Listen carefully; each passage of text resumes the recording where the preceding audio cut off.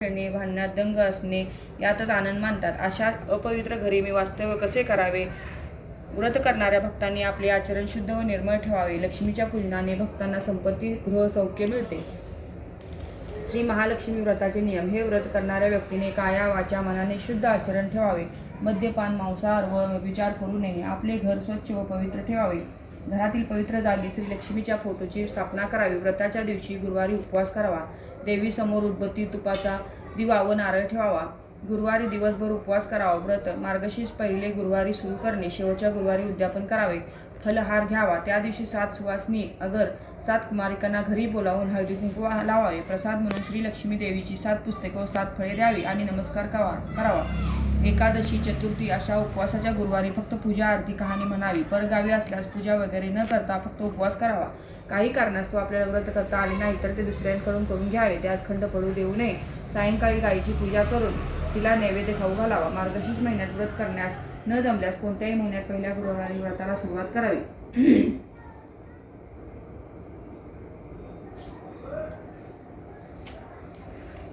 श्री लक्ष्मी व्रताचे महात्म्य. गुरुवारची कहाणी. श्री गणेशाय नमः. श्री लक्ष्मी देवे नमः. ओम श्रीं क्लूं ओम धनधनं देहि माम. ओम धनदाय नमस्तुभ्यं. निधिपद्माधिपाय च भवन्तु त्वत्प्रसादान्मे धनधान्यादी संपदः. द्वापार युगातील सौराष्ट्र देशाची कहाणी. सौराष्ट्र देशात त्या काळी भद्रश्रवा नावाचा राजा राज्य करीत होता. तो पराक्रमी, मोठा, विद्वान आणि वेदांत जाणणारा होता. त्याची सुरचंद्रिका नावाची राणी होती. ती अत्यंत सुंदर व पतिव्रता होती. त्या राणीला 7 मुलगे आणि 1 मुलगी होती. तिचे नाव शांबला. एकदा श्री लक्ष्मी देवीच्या मनात आले, आता आपण राज्याच्या राजगृही जाऊन राहूया, म्हणजे संपत्तीचा नीट उपयोग करून राजा प्रजेला अधिक सुख देईल. उलट एखाद्या गरीबाकडे गेल्यास तोच एकटा श्रीमंत होऊन सारी संपत्ती खाऊन टाकील. असा मनात विचार करून श्री लक्ष्मी देवीने एका वृद्ध ब्राह्मण स्त्रीचे रूप घेतले. हातातील काठी टेकीत ती राजवाड्याच्या मुख्य दारापाशी आली. तिला पाहून एक दासी पुढे आली आणि तिने विचारले, अहो आजीबाई, तुम्ही कुठल्या? तुमचं इथं काय काम आहे? माझं नाव कमला. वृद्ध स्त्रीचे रूप घेतलेली श्री लक्ष्मी देवी म्हणाली, माझ्या पतीचे नाव भुवनेश. द्वारकेला मी राहते. ऐक, ही तुझी राणी सुरचंद्रिका गतजन्मी एका वैश्याची पत्नी होती. तो वैश्य अत्यंत दरिद्री होता. त्यामुळे त्या दोघांची नेहमी भांडणे होत. एकदा तिच्या नवऱ्याने तिला बेदम मारहाण केली. तशी ती रागारागाने घराबाहेर पडली आणि उपाशीपोटी रानावनात भटकू लागली.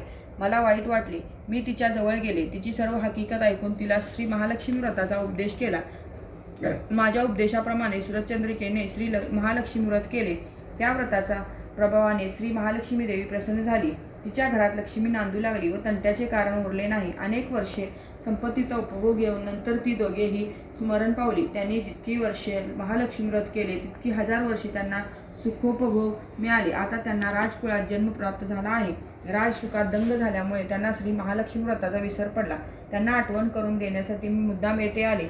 आजीबाई, महालक्ष्मी व्रत केव्हा आणि कसे करावे हे सांगता का? दासीने मोठ्या उत्सुकतेने विचारले. वृद्धा रूपधारी श्री महालक्ष्मीने तिला श्री महालक्ष्मी व्रताची माहिती व महती सांगितली. ऐक, मार्गशीर्ष महिन्यातील पहिल्या गुरुवारी व्रतस्थ राहून लक्ष्मीनारायणाची पूजा करावी.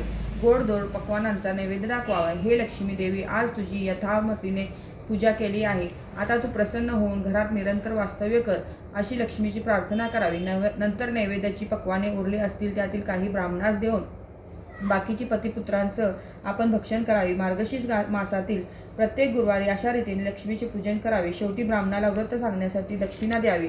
आजीबाई, माझ्यामुळे तुला उशीर झाला. दासी हात जोडून म्हणाली, मी आता अशीच जाऊन राणीला वर्दी देते. असे बोलून दासी राणी सुरचंद्रिकेपाशी गेली आणि तिने त्या वृद्ध स्त्रीकडून ऐकलेली सर्व हकीकत राणीला सांगितली. राजवैभवात लोळणाऱ्या सुरचंद्रिका राणीला आपल्या ऐश्वर्याचा फारच गर्व झाला होता. ती उन्मत्त झाली होती. त्या वृद्ध ब्राह्मण स्त्रीपाशी येऊन राणी संतापाने म्हणाली, बाई ग, कमाल झाली या खेरडीची. काय गाव दसे, ही गतजन्माची काय कटकट लावली आहेस? चल, चालती हो. दृष्टी एवढी कशाने माजलीस? वृद्ध ब्राह्मणीचे रूप घेतलेली श्री लक्ष्मी कडाळली. तुझे उद्दाम वर्तन पाहून तू जा म्हणण्याआधीच मी निघाले. आजचा दिवस लक्ष्मीचा असता तू माझी अवहेलना केलीस, त्याचे फळ तुला लवकरच मिळेल. थेरडे, मला शाप देतेस? स्वतः लक्ष्मी समजतेस काय? सुरचंद्रिका रागाने म्हणाली. तिने म्हातारीच्या हातातील काठी हिसकावून घेतली आणि तिला खाली ढकलले. लक्ष्मी, ती वृद्ध ब्राह्मण स्त्री उठून उभी राहिली आणि कणत चरपडत तेथून निघाली. वाटेत शांबाला उभी होती. तिने आजीबाई काय झालं म्हणून तिला विचारले. राजवाड्यात झालेली सर्व घटना श्रीलक्ष्मीने राजकन्येस सांगितली. आजीबाई, या प्रकाराबद्दल मी क्षमा मागते, शांबाला हात जोडून खेदाने म्हणाली. तेव्हा लक्ष्मीला तिची दया आली. तिने शांबालेला महालक्ष्मी व्रताची माहिती सांगितली. तो दिवस म्हणजे मार्गशीर्ष महिन्यातील पहिला गुरुवार होता. शांबालेने भावभक्तीने महालक्ष्मी व्रत केले. सिद्धेश्वर नावाचा राजा होता. त्याला मालाधर नावाचा राजपुत्र होता. त्या राजपुत्राशी शांबालेचा विवाह झाला. शांबाला पतीसह राजवैभवात राहू लागली.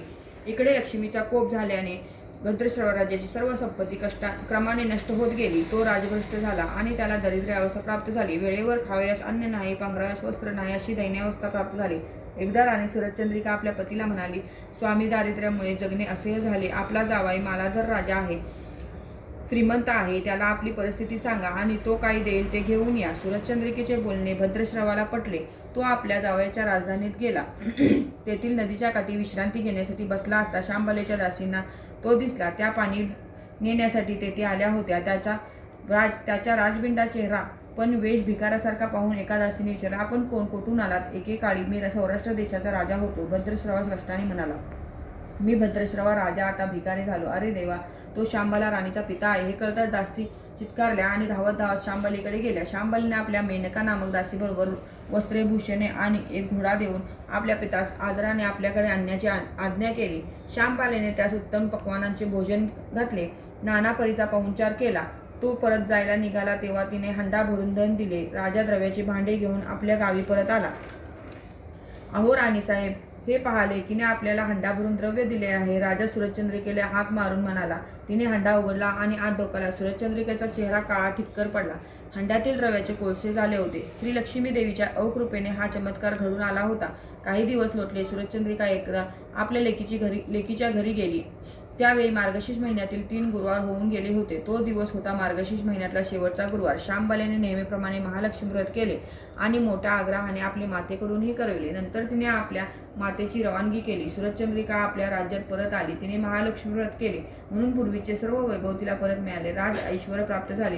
काही दिवसांनी शांबाला माहेरी आली असता लेकीने पित्यास कोळसे दिले, आपणास काहीच दिले नाही. हा राग सुरचंद्रिकेच्या मनात होता म्हणून शांबालेला कोणी विचारले नाही. तिचा अपमानच झाला. शांबालेने आपल्या मातेवर उलट न रागवता राजवाड्यातून थोडेसे मीठ बरोबर घेतले आणि ती सासरी आली. काय आणलंस माहेराहून? मालाधाराने पत्नीस विचारले.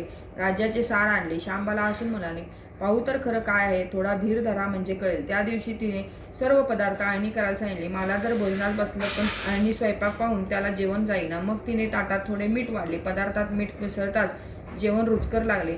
हे सर्व राज्याचे सार असे शांबालेने म्हणताच पतीला ते पटले. त्या दोघांनी मग हास्य विनोद करीत जेवण केले. अशा रीतीने जे कोणी श्री महालक्ष्मी व्रत करेल त्याच्यावर लक्ष्मीची कृपा होईल, त्यास सुख, समाधान व वैभव प्राप्त होईल, त्याचे मनोरथ पूर्ण होईल. मात्र श्रीमंती आल्यावर कोणी उतू नये, मातू नये, महालक्ष्मी व्रत करायला चुकू नये, म्हणजे जे राजा राणीप्रमाणे सुखी होतील. मात्र ही कहाणी न ऐकता अथवा न वाचता जर कोणी हे व्रत करेल त्यास व्रताचे फळ मिळणार नाही. अशी श्री महालक्ष्मी व्रताची कथा गुरुवारची कहाणी सफल संपली.